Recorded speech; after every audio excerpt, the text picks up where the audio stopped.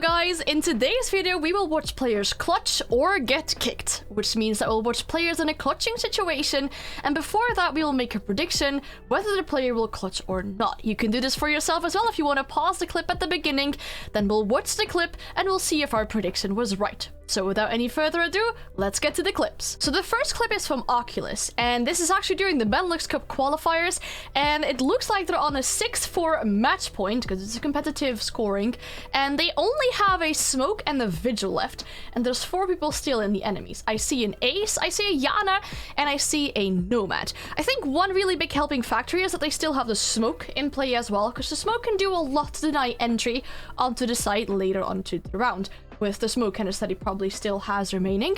Vigil, obviously a good gun, definitely can make you invisible for drones if they have any flank drones or anything still laying around as attackers. There's a lot of time to play around with still, and seeing the 2 operators that they have left on the scoreboard, I think that this could be a potential clutch. I'm not sure that Yana is injured, but we do see Oculus immediately going for that. That's the smoke though. That's a little bit sad that they're losing the smoke, but there's a lot of blood here, indicating that the player might be injured, is injured. Getting a double there, very important, making it a 1v2 situation. Makes it a lot easier for him to relocate. And to potentially hold off the last 2 players. Side with diffuser. I'm not sure if they know where the last player is. Drone spotted though. So diffuser down.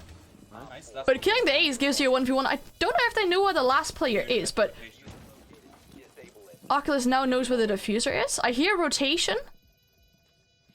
I think he's close to Cubby. Close to Cubby. That gives them an indication of where the player could be. Cubby or behind table. And this should probably allow Oculus to push up to the player to kill him. Because there's still plenty of time to defuse left. Gets the last kill and he knows where the diffuser is. So this one should be an easy clutch where he can disable the diffuser before the time runs out. So a very impressive clutch actually is on a 1v4. I definitely think the very early aggression onto the players here around the freezer stairs helped. Because then you put yourself in a 1v2. Oculus completely relocated because the last call that the player probably gave was freezer. And he just popped up at meeting hatch, for example. So, really good relocation and a very impressive 1v4 clutch. So this clip is by Nessie, and Nessie is in a 1v2 clutch situation as a Twitch. One thing that's definitely going to help here is that they have a drone on site. If you're working with pre-made teammates or teammates that are willing to communicate, they can give you a lot of information on this drone because you can see if there's someone, for example, in kids' dorms. And having this on site is going to give you a lot of intel. Potentially, Ava might could be working against you depending on what your secondary gadget is. And well, Mozzie has a good gun, for example, but a 1v2 should be doable, especially knowing that they have quite a lot of information on the site. Only thing I'm concerned about is the fact that there's no diffuser within reach. I don't know where this one is located, but it looks to be on the other side of the map, seeing as what the indicator is. So the fact that Nessie doesn't have the diffuser, I mean, she has about 55 seconds left, which should give enough time to grab the diffuser and go for a potential plant. But let's see what the clip does. I think this is possible to clutch, but I'm not sure. It is a good position to be in, though. It's a frost mat. They had a frost as well. I didn't even see that initially. Oh, this is easy. Like the encouragement from the teammates. Oh, that's Wonder. That definitely helps. So 1v1. You hear the gunshots on the shield as well, indicating where the last player, whereabouts the last player is. He's running away. He just broke something, but I have no clue what.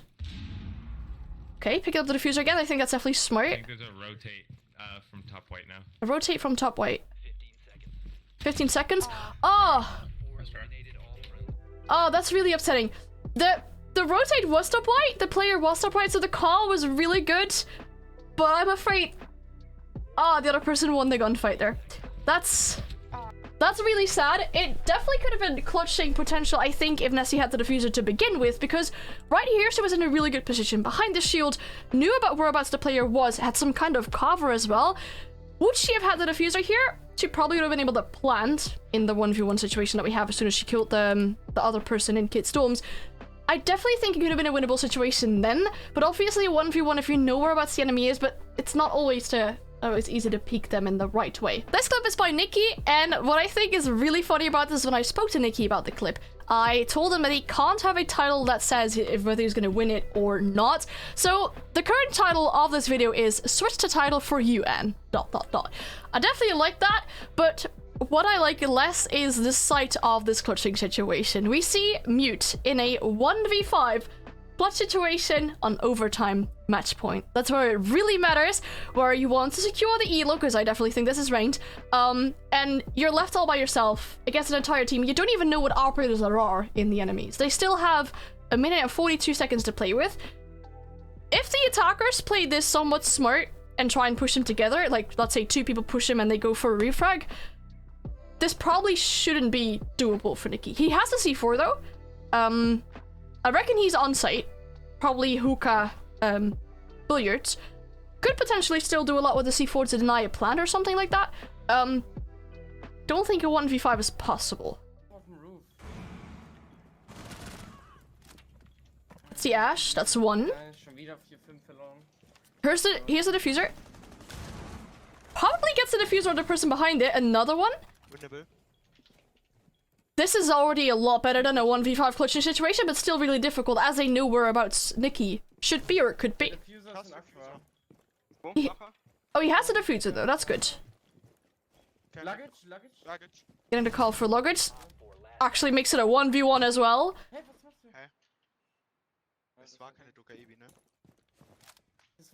Oh, they're talking about Dokkaebi, whether they had Dokkaebi or not. Repositioning again, I definitely think that's really smart, because still Nicky's in the proximity of the diffuser, but is repositioning so they don't know exactly whereabouts he is and he can't get pre-fired as easily. But 50 seconds is a lot of time for the attacker if they have drones or anything. Oh. That person wasn't even really visible against a wall there. Probably also due to the quality or something. But that was a very, very impressive 1v5 clutch. Definitely thinking that it was really going into his favor when it was a 1v2. Obviously having the diffuser, being able to relocate, definitely helped here, and well, I'm definitely very impressed by this 1v5 clutch. Really well done. So this 2v3 clutch is by Hessel. The title is already a little bit, well, not necessarily threatening, but it kind of gives me the vibe that something bad is about to happen since it's called Well. We have an Ash and a Kali.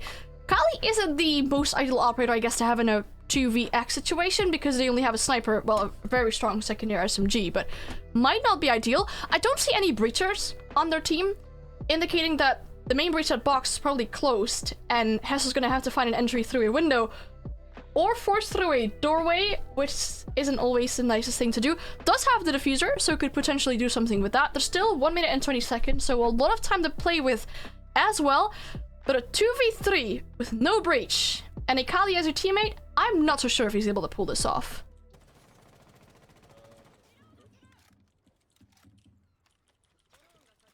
I think the information gathering is important, but they had a mute as well, so...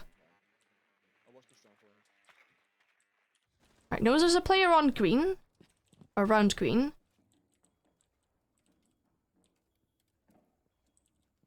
The chemist up, oh. That's one. I don't know where the other player could be. Okay, found one around green as well, apparently. Now they definitely have the advantage. It's a 2v1. They can plant the diffuser, but they don't know where the last player is. Good checking of the corners. Ash has the diffuser. Ash an unnatural habitat, so should go for a plant.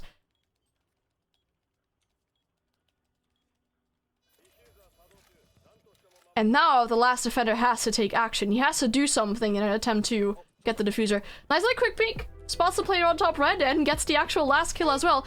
I'm not so sure if I would have expected that. Seeing as they went into like a 2v3 and they had to basically force themselves through doorways or windows. Definitely getting the advantage here by making it a 2v2 and then a 2v1 as well.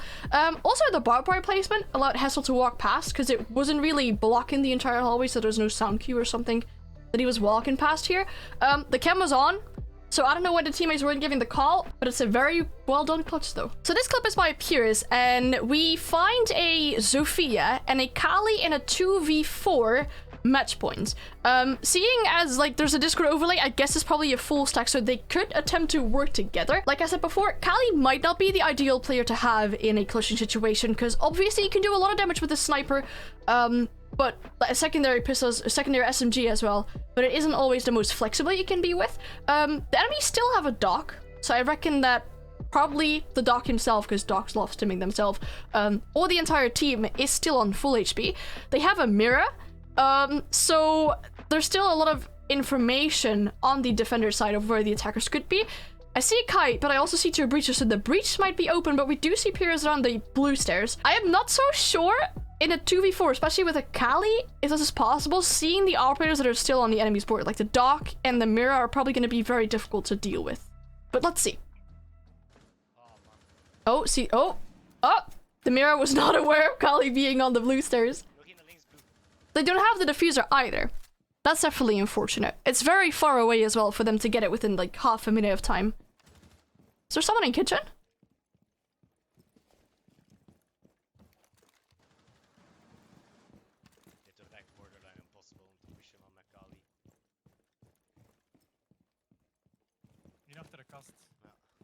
Okay, so they're relocating. Oh, the breach here is open. I don't know where the Zofia is, whereabouts the Zofia is, but there's still a lot to peek with the sniper here.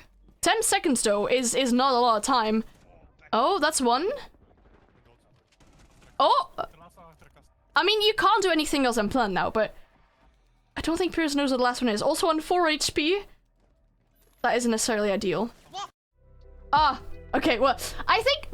I'm not so sure where the player was, but I think it's good to immediately look around. But I didn't really hear the player push up to box or anything. Unfortunate, because this could have been a really, really good clutch. It was like a 1v3, I think, at some point. I mean, it's really good to isolate the gunfights. This is a really good part where you can isolate the gunfights, getting the kill here, getting the kill on the other side of the barrels as well. But then with like 4 seconds left, there isn't anything else that you can do than just plan. You have to plan, because if you don't do anything, the round's going to be over.